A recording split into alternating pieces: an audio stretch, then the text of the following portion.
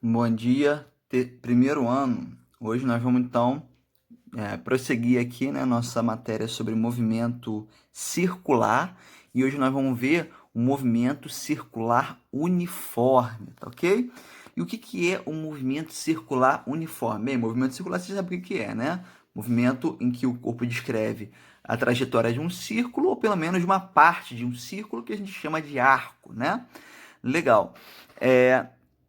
O que significa ele ser uniforme? Significa o seguinte, que o módulo do vetor velocidade desse corpo é sempre constante, é sempre o mesmo, ok? Então, o que isso significa? Significa isso aqui, ó. Vamos dizer que esse corpo aqui, ó, ele esteja nesse movimento circular e aqui ele tenha, vamos dar um exemplo, uma velocidade de 50 metros por segundo. Isso significa que em todos os pontos aqui da trajetória dele, a velocidade dele vai ser de 50 metros por segundo, certo? Essa velocidade ela não se altera, ok?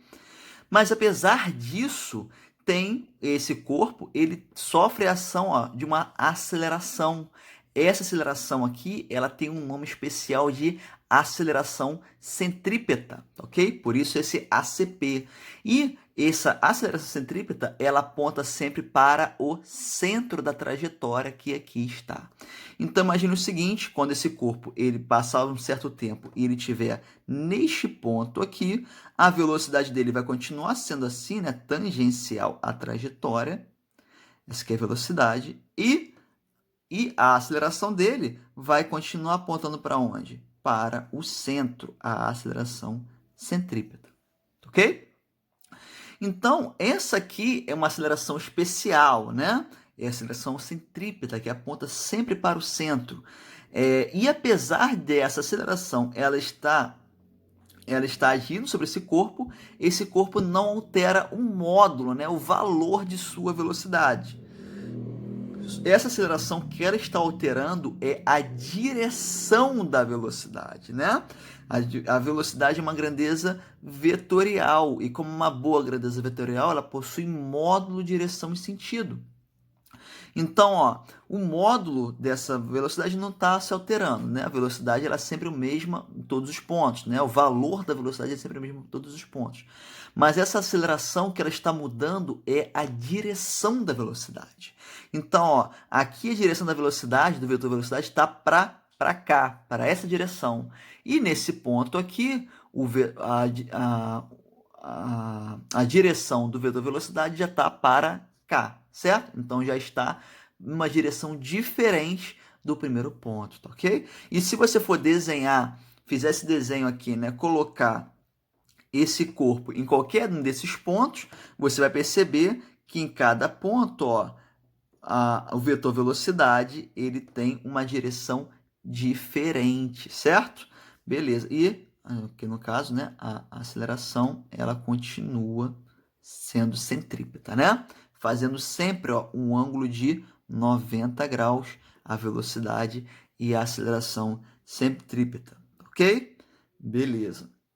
Então é isso aí. Aceleração centrípeta, aceleração que aponta para o centro. Ela muda o que do vetor velocidade? A direção. Não muda o módulo, né? O módulo não muda, só a direção. Beleza. Então, como é que a gente calcula, né, essa aceleração centrípeta? Está aqui.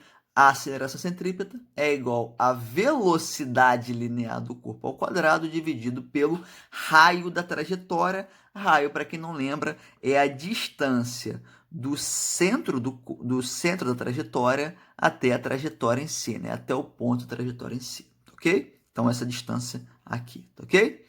Beleza. E aí, dessa forma a gente pode calcular a velocidade angular. A gente já sabe calcular a velocidade angular da outra aula, né? A gente sabe que velocidade angular é o quê? É a velocidade linear dividida pelo raio.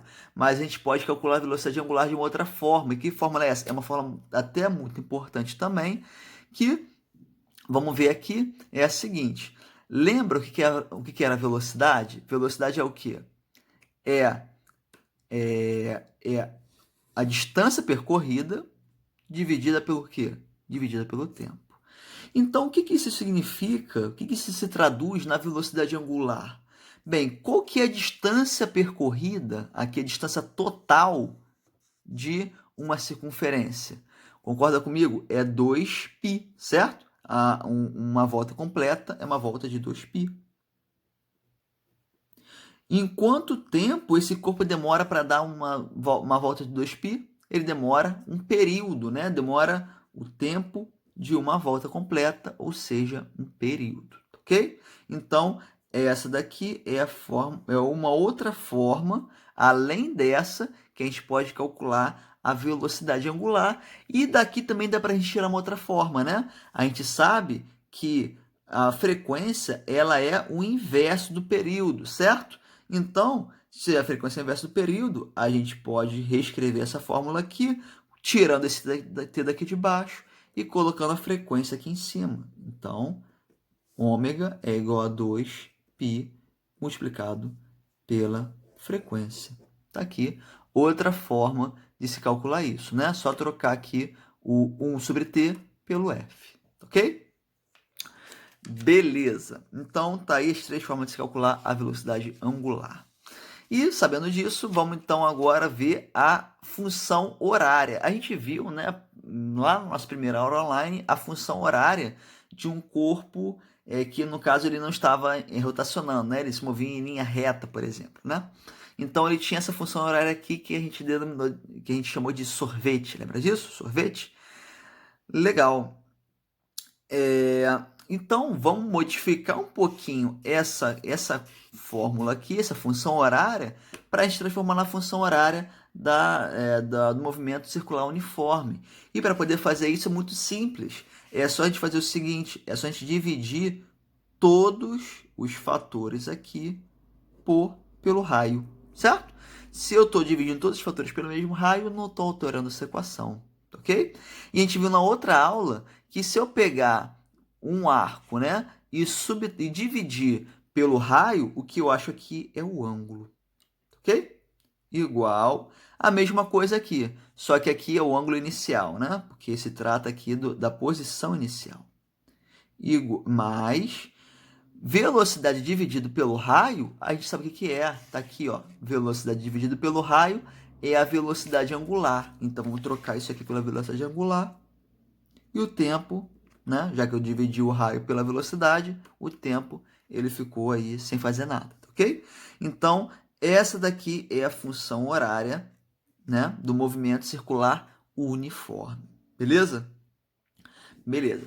Vamos fazer um exemplo com isso aí, né? Então, tá aqui o exemplo. Tá aqui. Vamos fazer isso aí. Vamos lá, então. É assim. Um automóvel percorre uma pista de 1,2 km de raio, né? Então, o raio é a distância aqui do centro até a circunferência em si que o automóvel está percorrendo aqui. Com velocidade constante de 36 km por hora. Adote π igual a 3,14. Legal. Primeiramente aqui, a gente já sabe que a gente vai ter que mudar as unidades aqui, né? A gente sabe que o raio que está em quilômetros por hora, desculpa, que está em quilômetros, vamos ter que transformar para metros, né? Só andar com a vírgula 3 casas para a direita vai ficar como? Vai ficar, estava aqui a vírgula, né? Aqui entre 1 e o 2, 1, 2, faltou um zero aqui, 3 metros.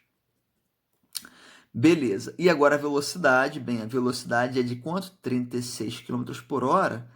Você já sabe como é que se faz para poder transformar de km por hora para metros por segundo, né? É só divide isso aqui por 3,6. A gente já tinha feito essas contas aqui em vídeos aulas passadas e já sabe que vale 10 metros por segundo, certo? Beleza, 10 metros por segundo. Já temos aqui as informações nas unidades corretas, agora vamos olhar aqui para a letra A.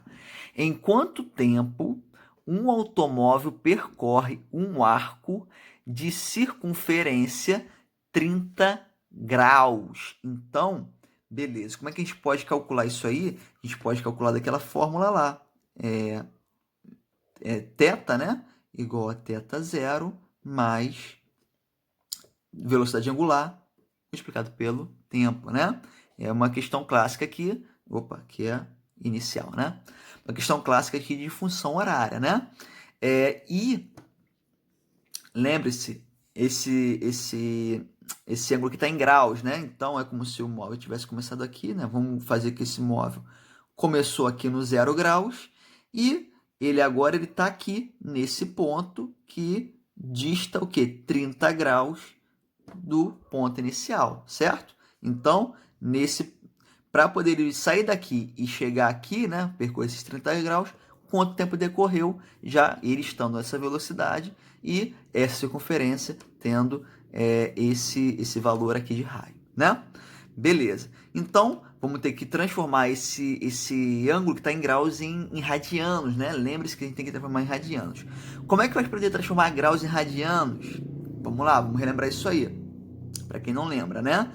Vamos ter que usar aquela relaçãozinha de 180 graus é igual a π radianos, correto? Então, 30 graus é igual a x. Vamos ter que achar esse x, né? Então, posso cortar esse zero com esse zero e multiplicar cruzado. 18 vezes x é 18x, igual 3 vezes π é 3π. Certo? Agora, o 18 aqui multiplicando, passo para lá dividindo. Vai ficar 3π sobre 18.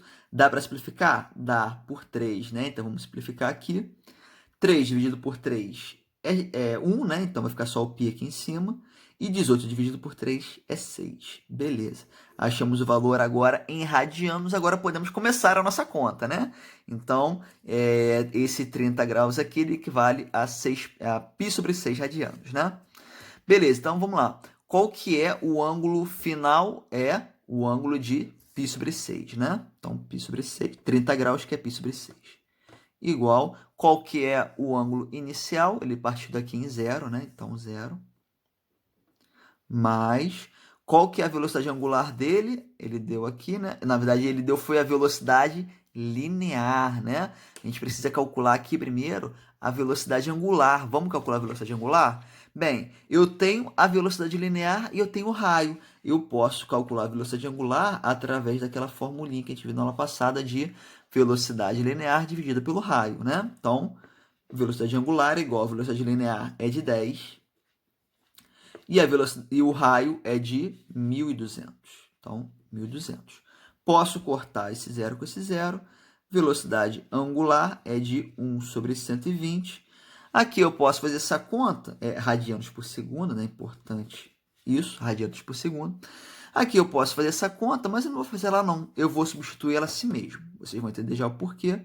Eu acho que vai ficar mais fácil, tá? Então, 1 sobre 20 é t, certo? O tempo é o que eu quero achar. Esse zero aqui, 1 sobre 120 multiplicado por t, mais zero, esse zero, ele vai embora, né? Então, eu tenho agora que fazer o quê? Tem que isolar esse t. Para isolar esse t, eu vou ter que fazer o quê? Vou ter que pegar esse 120 e jogar para o outro lado. Está dividindo, né? Vou passar para o outro lado multiplicando. Então, vai ficar como 120 π sobre 6 igual a t, né? t vezes 1 é t. Então, t.